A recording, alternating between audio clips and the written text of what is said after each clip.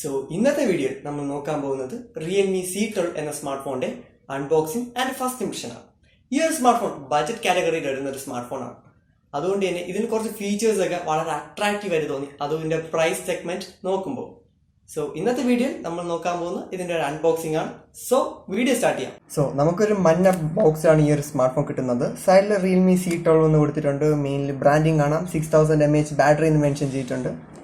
India's number 1 brand four quality എന്നൊക്കെ എഴുതിയിട്ടുണ്ട്. Okay, so ബാക്കിൽ കുറച്ച് ഫീച്ചേഴ്സും മെൻഷൻ ചെയ്തിട്ടുണ്ട്. എനിവേ നമുക്ക് അൺബോക്സ് ചെയ്യാം.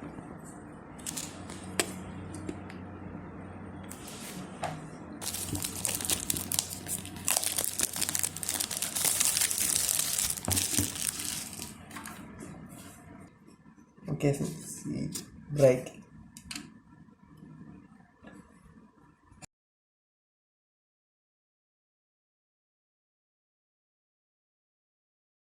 Okay, so first of all നമുക്ക് കാണാണ്ട് hey welcome to Realme family എന്ന് പറഞ്ഞൊരു ബുക്ക്ലെറ്റ് കാണാം. നമുക്ക് സൈഡിലേക്ക് മാറ്റി വയ്ക്കാം തൽക്കാലത്തേക്ക്.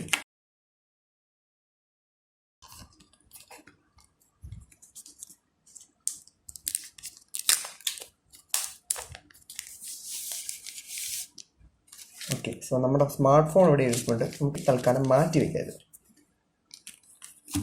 സോ നമുക്ക് ബോക്സിൽ വേറെ എന്തൊക്കെ കിട്ടുമെന്ന് ചെക്ക് ചെയ്യാം. ഓക്കെ, സോ നമുക്കിവിടെ ഒരു ചാർജർ കിട്ടുന്നുണ്ട്, ഒരു മൈക്രോ USB കേബിൾ, പിന്നെ ബോക്സിൽ വേറെ കാര്യമായി ഒന്നുമില്ല.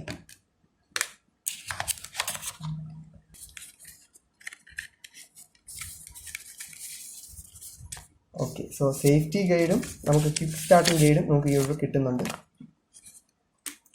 ഈ ഒരു ഫോണിലൂടെ നമുക്ക് കേസ് കിട്ടുന്നില്ല. സിം ഇഞ്ചക്ടർ പിന്നും നമുക്ക് ഈ ഒരു ഫോണിലൂടെ കിട്ടുന്നുണ്ട്.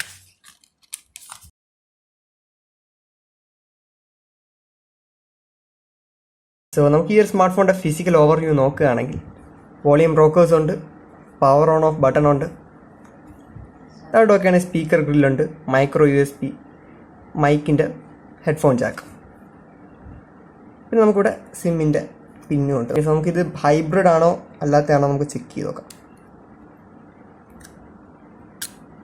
സോ ഇത് ഹൈബ്രിഡ് അല്ല, നമുക്ക് 2 സിമ്മും ഒരു മെമ്മറി കാർഡും അറ്റ് എ ടൈം യൂസ് ചെയ്യാൻ കഴിയും. സോ നമുക്ക് ഈ സ്മാർട്ട് ഫോൺ ബൂട്ട് ചെയ്യാം. ഓക്കെ, സോ നമുക്ക് ഈ smart phone first time boot ചെയ്യാം.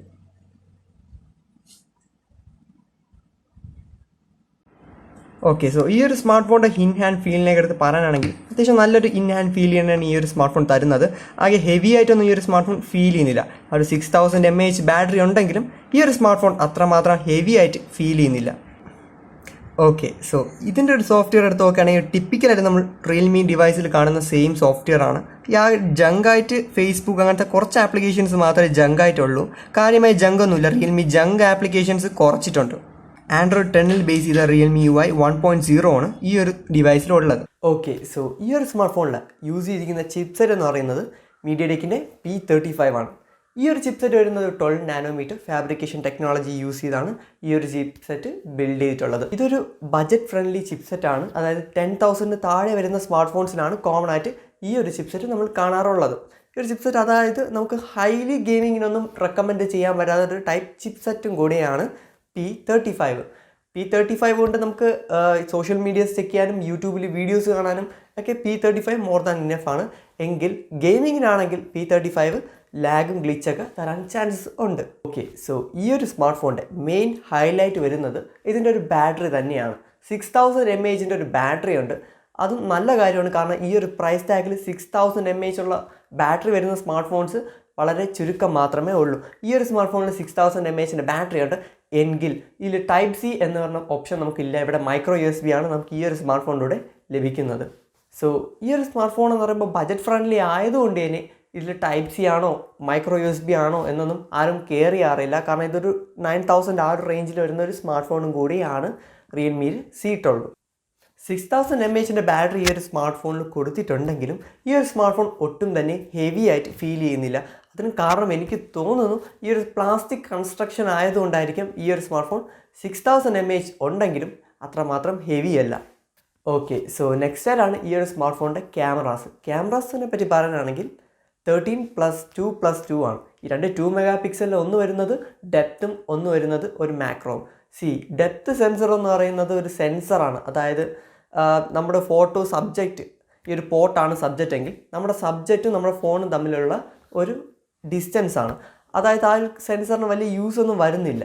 സോ ബാക്കി രണ്ട് ക്യാമറാസ് വരുന്നത് 13ഉം 2ഉമാണ്. 2 വരുന്നത് മാക്രോയും കൂടെ വരുന്നുണ്ട്, ഡെപ്ത് പ്ലസ് മെയിൻ ക്യാമറ ആയിട്ട് 13 മെഗാ പിക്സലിൻ്റെ ക്യാമറ. ഈ ഒരു 13 മെഗാ പിക്സൽ നല്ലൊരു ഓക്കെ ടൈപ്പ് ഫോട്ടോസൊക്കെ ഈ ഒരു 13 മെഗാ പിക്സൽ തരുന്നുണ്ട്. ഡീസൻറ്റ് ഇനഫാണ് ഫോർ ദ പ്രൈസ്. നോക്കുകയാണെങ്കിൽ ഡീസൻറ്റ് ഇനഫാണ് ഈ ഒരു സ്മാർട്ട് ഫോണിൽ നിന്ന് ക്ലിക്ക് ചെയ്യുന്ന photos. Okay, so 720p display ആയതുകൊണ്ട് തന്നെ അത്ര ഗ്രേറ്റ് ക്വാളിറ്റി മൾട്ടിമീഡിയ എക്സ്പീരിയൻസ് ഒന്നും നമുക്ക് ഈ ഒരു ഡിസ്പ്ലേയിൽ നിന്ന് കിട്ടാൻ പോകുന്നില്ല. ബട്ട് ഇതിൻ്റെ ഒരു ഓവറോൾ നോക്കുകയാണെങ്കിൽ ഈ ഒരു ഡിസ്പ്ലേ HD+ ആണെങ്കിലും നമുക്ക് വലിയൊരു കംപ്ലൈൻറ്റ് പറയാൻ സാധിക്കുന്നില്ല. കാരണം അതിൻ്റെ ഒരു പ്രൈസ് പോയിന്റ് വെച്ച് നോക്കുകയാണെങ്കിൽ കോമൺലി എല്ലാ സ്മാർട്ട് ഫോൺസിനും ആ ഒരു HD+ ഡിസ്പ്ലേ ആണ് വരുന്നത്. മാത്രമല്ല 6.5 ഇഞ്ച് ഉള്ളതുകൊണ്ട് തന്നെ ഓവറോൾ നല്ലൊരു എക്സ്പീരിയൻസും നമുക്ക് ഈ ഒരു സ്മാർട്ട് ഫോൺ പ്രൊവൈഡ് ചെയ്യുന്നുണ്ട്. ഈ ഒരു സ്മാർട്ട് ഫോണിൻ്റെ ഫ്രണ്ടിലേക്ക് നമ്മൾ നോക്കുമ്പോൾ നമുക്കൊരു നോച്ച്, അതായത് വാട്ടർ ഡ്രോപ്പ് നോച്ചിലാണ് നമുക്ക് ഇതിൻ്റെ 5 മെഗാ പിക്സലായ ഫ്രണ്ട് ഫേസിങ് ക്യാമറ ലഭിക്കുന്നത്. ഈ ഒരു ഫ്രണ്ട് ഫേസിങ് ക്യാമറ ഓക്കെ ആണെന്നേ പറയാൻ പറ്റത്തുള്ളൂ. കാരണം അത്ര കിടിലം ക്വാളിറ്റി ഒന്നുമല്ല. കാരണം ഇത് 5 മെഗാ പിക്സലിൻ്റെ സെൻസറാണ്. അതിൻ്റേതായിട്ടുള്ള ലിമിറ്റേഷൻസും കാര്യങ്ങളൊക്കെ ഈ ഒരു സെൻസറിന് വരുന്നുണ്ട്. ഓവറോൾ നോക്കുകയാണെങ്കിൽ നമുക്ക് ഈ ഒരു സ്മാർട്ട് ഫോൺ യൂസ് ചെയ്തപ്പോൾ എനിക്ക് അങ്ങനെ ഗ്ലിച്ചസോ ഷോമിയുടെ യൂസർ ഇൻ്റർഫേസ് പോലത്തെ അത്ര ബൾക്കി ആയിട്ടൊന്നും എനിക്ക് ഫീൽ ചെയ്തില്ല. അതുകൊണ്ട് തന്നെ വളരെ സ്മൂത്ത് ആയിരുന്നു ഈ ഒരു smart phone first time use ചെയ്തപ്പോൾ ഫീൽ ചെയ്യാൻ കഴിഞ്ഞത്. സോ ഫൈനലി നമുക്ക് പറയാനുള്ളത്, ഈ ഒരു സ്മാർട്ട് ഫോൺ ആരൊക്കെ വാങ്ങിക്കണം?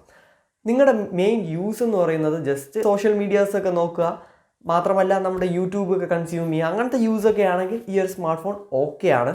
എന്നാൽ നമ്മൾ ഗെയിമിംഗ് ഒക്കെ ചിന്തിക്കുമ്പോൾ ഈ ഒരു സ്മാർട്ട് ഫോൺ തീർച്ചയായും റെക്കമെൻഡ് ചെയ്യാൻ പറ്റാത്തൊരു സ്മാർട്ട് ഫോണാണ്. കാരണം P35 അത്രമാത്രം ബെറ്റർ ഫോർ ഗെയിമിംഗ് എന്നൊന്നും പറയാൻ പറ്റത്തില്ല. ലൈറ്റ് ഗെയിമിംഗ് ഒക്കെ ഓക്കെയാണ്, പക്ഷേ ഹെവി പബ്ജിയോ കോൾ ഓഫ് ഡ്യൂട്ടിയോ പോലത്തെ ഗെയിംസൊക്കെ ആണെങ്കിൽ ഈ ഒരു സ്മാർട്ട് ഫോൺ നല്ല രീതിയിൽ ലാഗ് തരേണ്ട ചാൻസസ് ഉണ്ട്. ഈ ഒരു സ്മാർട്ട് ഫോൺ 2 വേരിയൻറ്റിലാണ് വരുന്നത്, 3GB 4GB, 3GB 32GB, 4GB 64GB വേരിയൻറ്റിനും വരുന്നുണ്ട്. രണ്ടിൻ്റെയും പ്രൈസും ഡിസ്ക്രിപ്ഷനിൽ കൊടുത്തിട്ടുണ്ട്. ഈ ഒരു സ്മാർട്ട് ഫോണിൻ്റെ പ്രൈസ് അറൗണ്ട് 9,000 ആ റേഞ്ചാണ് വരുന്നത്. എന്തായാലും ഈ ഒരു സ്മാർട്ട് ഫോണിൻ്റെ ലിങ്ക് ഡിസ്ക്രിപ്ഷനിൽ കാണുന്നതാണ്. സോ ഈ ഒരു സ്മാർട്ട് ഫോൺ 2 കളേഴ്സിലൂടെ വരുന്നുണ്ട്. ഒന്നൊരു സിൽവറും ഒന്നൊരു ബ്ലൂവുമാണ്. രണ്ടും നല്ല ടെക്സ്ചറൊക്കെ ഫീൽ ചെയ്യുന്നുണ്ട്. ബാക്ക് സൈഡ് നോക്കുകയാണെങ്കിൽ ഗ്ലോസി ഫിനിഷ് അല്ല, പ്ലാസ്റ്റിക് ആണെങ്കിലും ഗ്ലോസിയോ മാറ്റ് ഫിനിഷ് എന്ന് പറയുമ്പോൾ നമുക്കൊരു ഡിഫറെൻറ്റ് ടെക്സ്ചറൊക്കെ തരുന്ന ഒരു ഫിനിഷിംഗ് ആണ് റിയൽമി ഈ ഒരു സ്മാർട്ട് ഫോൺ കൊടുത്തിട്ടുള്ളത്. ഓക്കെ, സോ ഈ ഒരു വീഡിയോ ഇഷ്ടപ്പെട്ടെന്നായിരുന്നു. ഇഷ്ടപ്പെട്ട വീഡിയോ ലൈക്ക് ചെയ്ത് ചാനൽ സബ്സ്ക്രൈബ് ചെയ്തിട്ട് ചാനലിലെ വീഡിയോസ് ചെക്ക് ചെയ്യാനും മറക്കണ്ട. അടുത്തൊരു വീഡിയോയിൽ കാണാം. അതുവരെ this is Abi JP signing of.